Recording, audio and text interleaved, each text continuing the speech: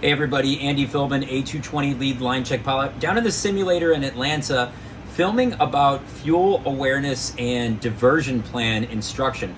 So we pulled up a live flight that's actually in the air right now on the way from LaGuardia to DFW as an example. And what I like to do is in my planning stage, and this is a great technique to bring up to your student, props to one of my students who gave me this cool little post-it notepad from my alma mater of University of North Dakota here, but I've written down some fuel planning numbers that I like to point out that are important to the flight. So we have block fuel is the first number, and this is min fuel for takeoff plus taxi, because that's the lowest fuel due to APU burn that I'm really allowed to leave the gate with. Min fuel for takeoff, and then I have a baseline bingo fuel calculation. Well, how did I come up with this number? The baseline bingo fuel calculation, I like to take a look at what is our FMS reserve fuel. So I find that in the flight prep section under load and fuel, and FMS reserve fuel with no alternate is always going to be 3,000 pounds.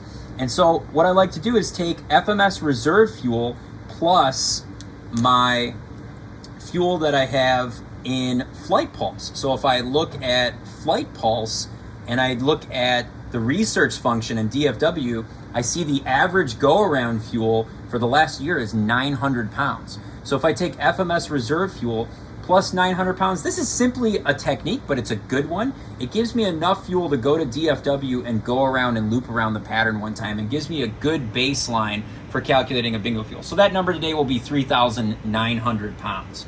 Now, our students should have a good base of knowledge of how to enter a hold and how to calculate a bingo fuel, or your diversion fuel, to use the less colloquial term here. So what I like to do to initiate this discussion is I'm going to give them a hold and let them enter it into the FMS. If the student has never worked for Delta before, if they're brand new to us, I am going to walk them through the first example. If not, I'm just going to wind them up and let them go and let them calculate a bingo fuel. The best thing to do is to always do the first example with an alternate, because obviously that is the easiest calculation. Where do we get how to do this? We all should know this, but in the FOM 15.2.2.1 has the flow chart for this. And so if we had an alternate, first thing is really, every time we have any divert thing, is get in touch with dispatch and make sure that this is the best option.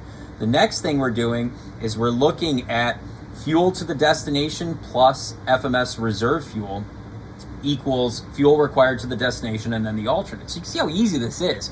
All I need to do is look at, well, what's the fuel at the hold fix and what's the fuel remaining at DFW, and do simple subtraction, and that's that fuel burn, and then add that to the FMS reserve fuel.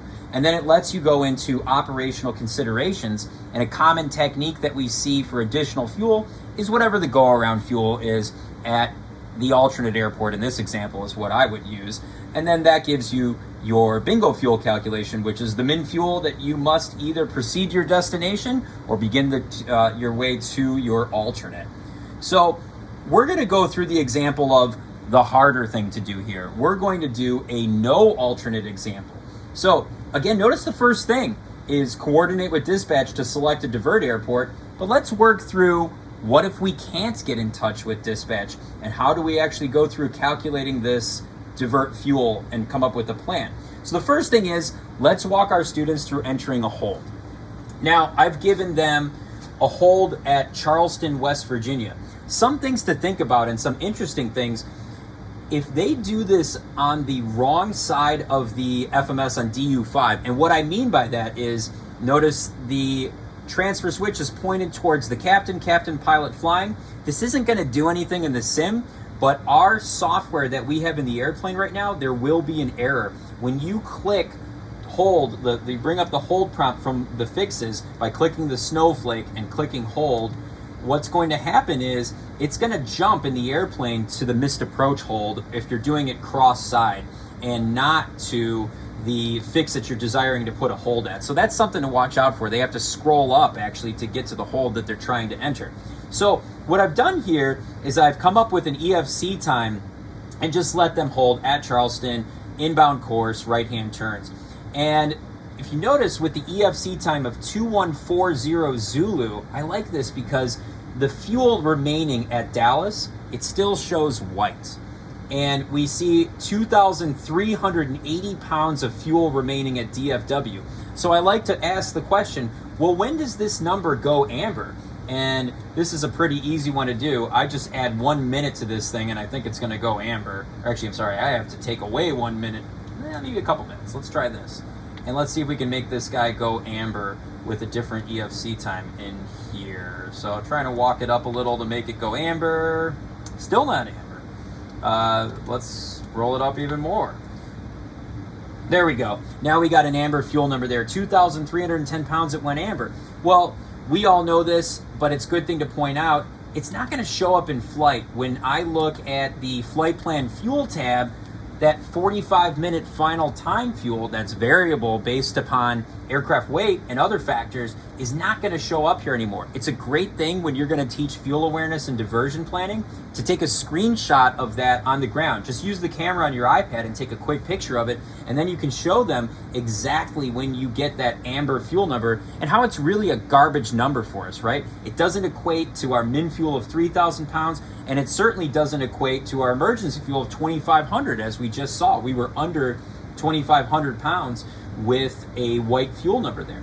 So I'm sure some of you were pretty savvy and you saw that in my hold box here that I have left the airplane at the FAA max speed. Common error that we're going to see with our students is that they're going to leave the airplane at the FAA max of 265 knots at these higher altitude holds.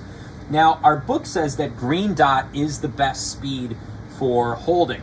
However, it also mentions that you're probably going to have to select half bank off above 31,500 feet. So we want to add a little buffer. Best speed is pretty close to green dot, 213. I'm going to add a 10 knot buffer to that, and I'm going to make that my hold speed. And obviously we can point out to our students that this is going to have a significant effect here on the fuel. We jumped up to 3,700-ish pounds remaining, 3,690 pounds remaining when we land in DFW by making that adjustment. Now, what we like to teach is figuring out the bingo fuel with the paper first and then working your way through the glass. So now I'm back to looking at this chart 15.2.2.1. So we talked to dispatch, they didn't answer. Let's pretend that they didn't answer, we can't get a hold of anybody, and now we're kind of on our own with this divert planning. So first we have two calculations to do. Determine the greater of fuel required to reach the destination, to reach the divert airport plus flight plan reserve fuel, or fuel required to reach the destination plus flight plan reserve fuel. So the greater of those two is what's going to be the fuel when you're required to divert, or colloquially known as bingo fuel. So what I'm going to do is I'm going to get into Flight Deck Pro and actually Mission Plus, and I'm going to look at my nav log. And now I'm going to scroll down until I find Charleston. Getting close. Here's Charleston. Now I'm looking at planned fuel remaining at Charleston, and I see 14,000 pounds at Charleston. So 14.0, and now I'm going to look all the way down at what's the arrival fuel in Dallas. Dallas shows an arrival fuel of 5.6. So a little bit of public math here, 14.0 minus 5.6 is going to yield 8.4. I know this is a really extreme example, but it's because we're doing something that's far away from DFW. This would be some sort of a wild situation that shut the airport down and we can't get to DFW. So 8.4 plus our baseline bingo fuel number. So 8.4 plus 3.9 is going to be our divert fuel. So that is going to yield 12.3. So that's the fuel required to go from Charleston to DFW and have enough fuel for our FMS reserve plus the missed approach and come back around again. Now we got to figure out a divert option. So something I like to show is don't do stupid stuff fast, right? We don't want to do something crazy. Up on my moving map here, I have nearest airport selected on my MFD map. No bueno. I'm looking at Clarksburg, Charlottesville. The guy that's hidden right here behind the 80 is Roanoke, right? These are not great options to go to divert to. Now, I'm looking at like, oh, cool, Roanoke's got an ILS. Does it really? I mean, I think it actually just has LDA approaches to a lot of these runways. It might have one ILS in there, but that is a difficult airport to go in and out of. So you got a lot of time. You got a lot of fuel. You can plan out where you're going. You don't really need to, if you reach whatever your calculated bingo fuel is, go all the way to DFW. I think that the best option here is, let's take a look. What's around us? Your best thing to do is to look at Jet Flight Deck Pro and look at the map. Here's Charleston, West Virginia here. Just a little bit behind us is Dulles. So I probably would consider going to Dulles from Charleston. It's a regular airport.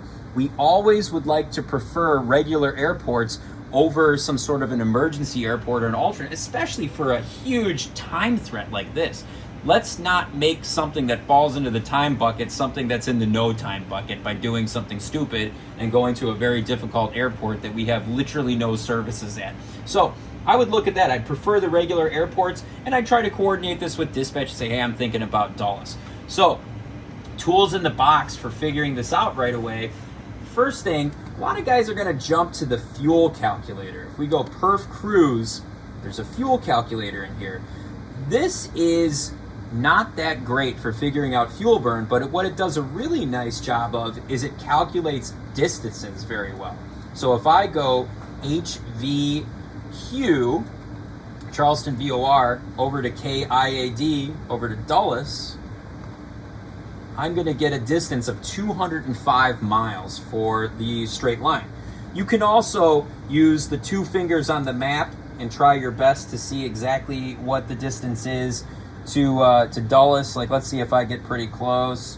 So Dulles is about there. Yeah, I mean, mine's about 216 miles. That's not that big of a difference off, but I mean, it's obviously congested right there and hard to see. This is going to give you an exact number. Now, the next thing we need to do is we have to get into our manuals and get into the ODM. All right, we can pause it for a second. I'll have to